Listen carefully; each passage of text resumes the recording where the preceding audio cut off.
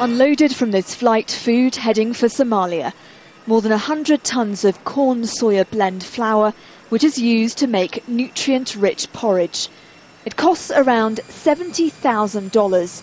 Cargo airlines can charge hundreds of thousands of dollars to ship the specialist food in.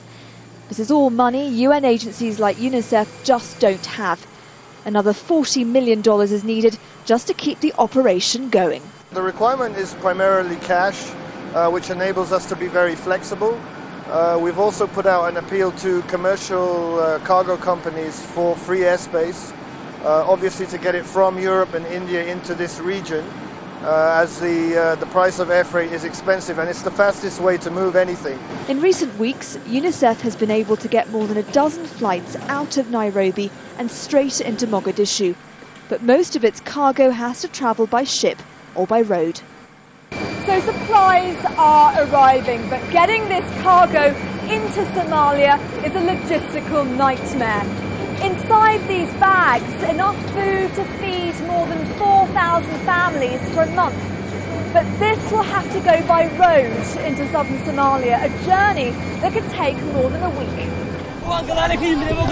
The world has known about the worsening drought in the Horn of Africa since last year.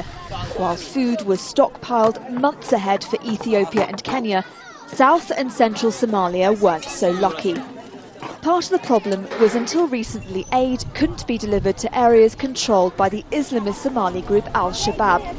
But one of Somalia's oldest NGOs says the problem isn't Al-Shabaab, but rather the politics of aid. What is required in this very difficult international economic environment is the donor community, Western countries, China, who was missing in action, India missing in action, to come to the party and put up the funds that are required to first and foremost save lives and then transition to development activities. Drought, famine and civil war have all driven Somalia to the brink. The international community needs to do more to save the country from further devastation. Nazanine, Moshiri, Al Jazeera, Nairobi.